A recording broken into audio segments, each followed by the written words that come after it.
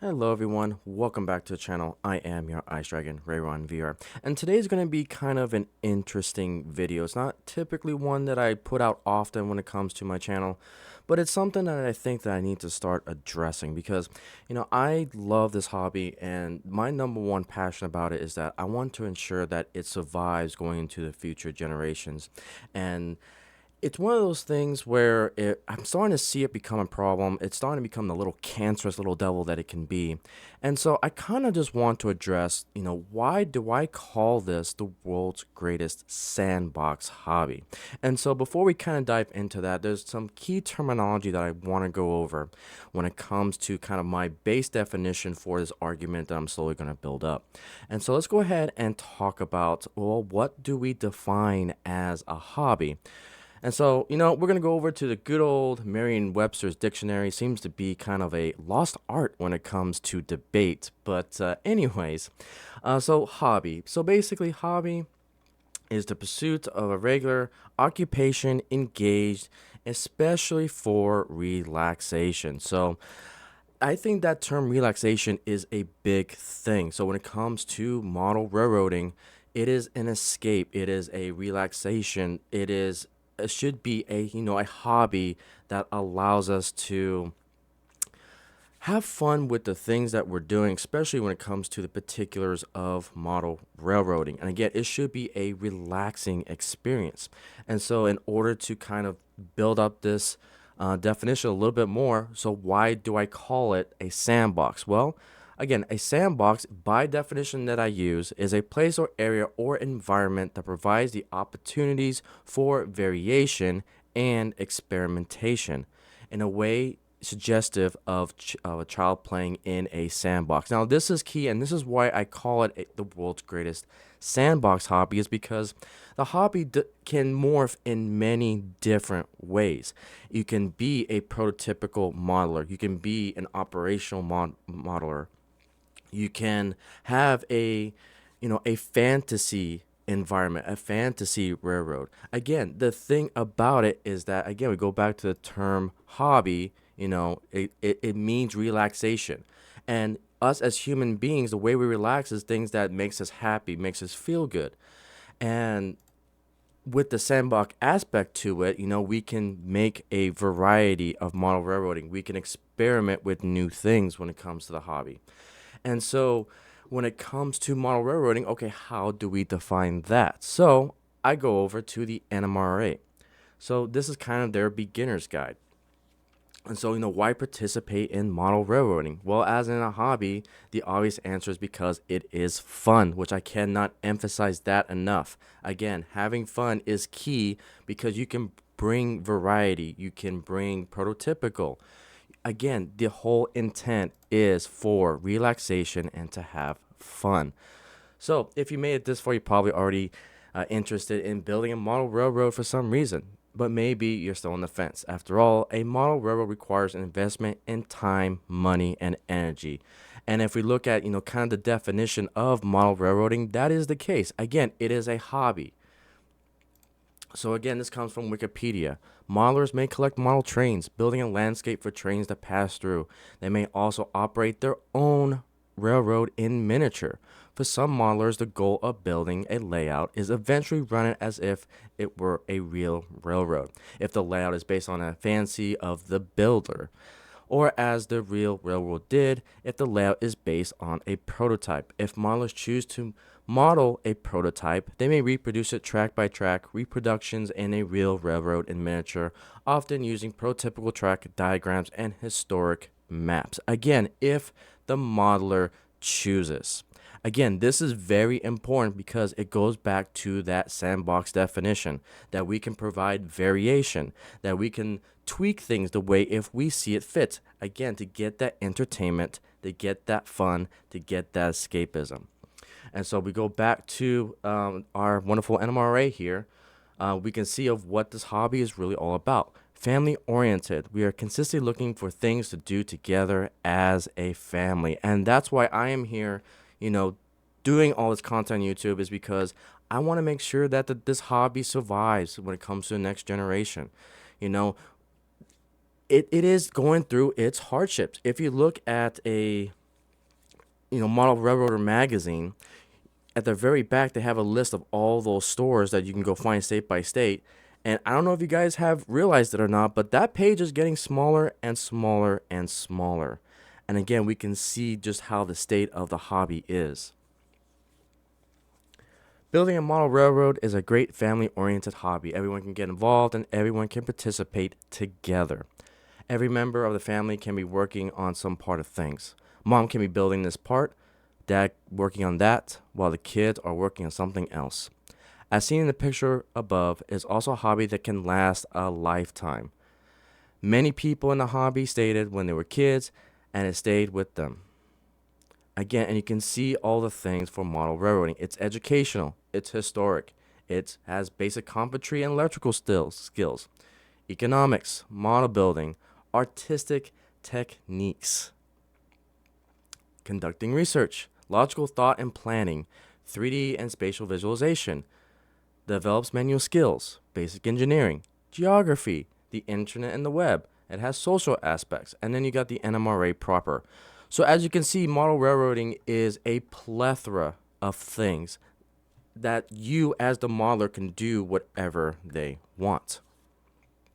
And so it kind of leads me to why am I making this video? Well, the big thing is, when it comes to model railroading, it is a sandbox hobby. And so when you, or let me put it this way. When I see comments, when I see others, when I see, even in my local club, there are individuals out there that think that one way is the absolute way. And that's where I would caution anyone in this hobby to be careful of how they phrase things. When they phrase that it should be done this way, it needs to be done this way because it's prototypical, because it's not realistic, I would argue that using absolute phrase is wrong and should not be used in the hobby. Because again, the hobby, as we defined here, is for relaxation. Relaxation is a subjective term to any type of person doing this hobby. And so when you introduce those terms of absolutes, that you need to do this, you need to do that, you need to have this wood at 3/4, you need to have 3 or 4 prototypical engines to make it realistic, to make it real. That's BS, okay? That's the type of stuff that will drive people away from this hobby.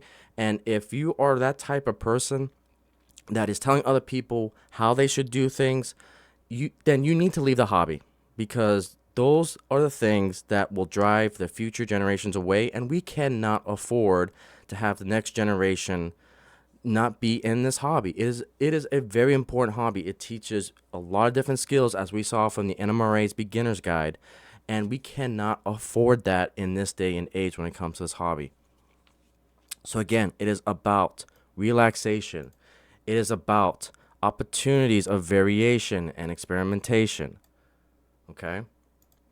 And when it comes to making recommendations and what should be the golden rules of model railroading, I look at another YouTuber called Anthony Dodge and the Model Train Outsider. If you guys haven't seen his channel, oh my goodness, it is a great one. He does a live stream once a week. He does a lot of European stuff, but I'll leave his link down below. But he basically hammers the nail on the head when it comes to what model railroading should be. So here's his basic rules for this channel, and this is something that I definitely implement in myself when I give advice.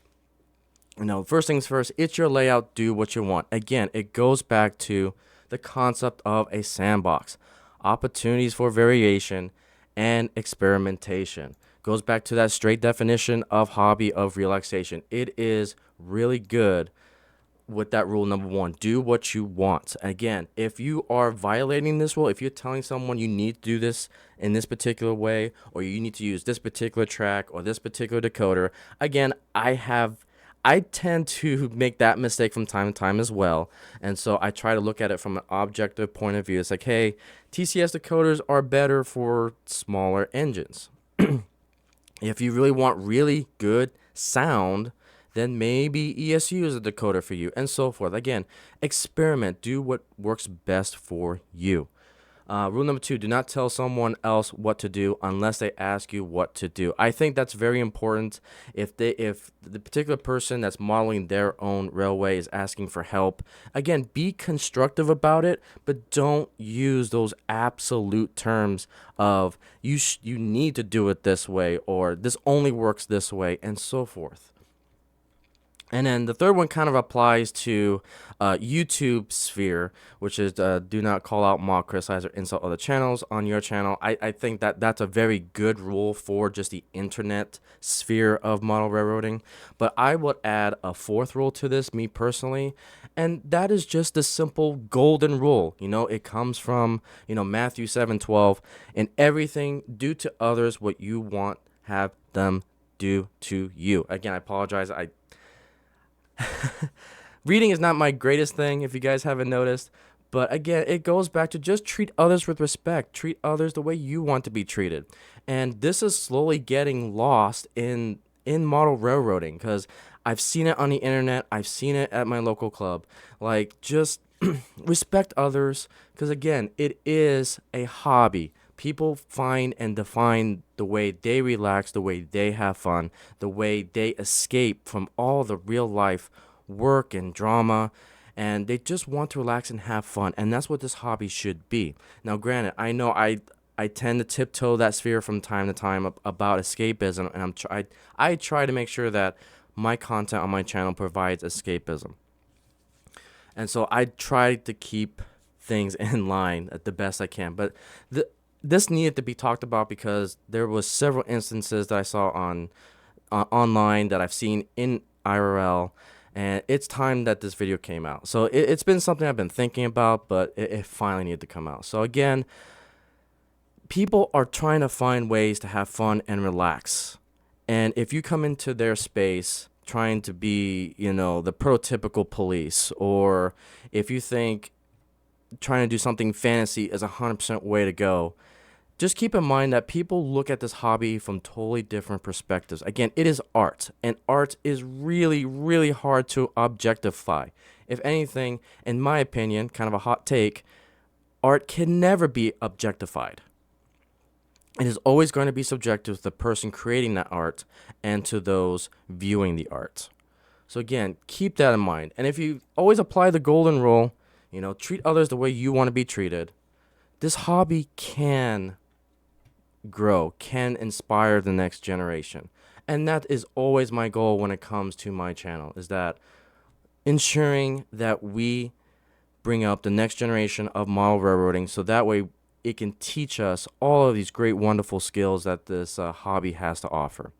So in conclusion, that is why I call it the world's greatest sandbox hobby, because this hobby allows us to do a wide variety of experimentation, and it allows us that relaxation that we need for just the chaos of the world and the chaos of life. So again, just be kind to others, follow the golden rule, allow others to model the way they want to model, follow those rules that Anthony Dodge set out for us, and that's it. That's really the hobby. Be kind. Thank you guys so much for this rant. If you enjoyed this video, leave a like. Let me know what your thoughts are down below. Are there some additional rules should we follow just to be good and ambassadors of model railroading? But with that, guys, thank you so much for listening, and I'll see you on the next video.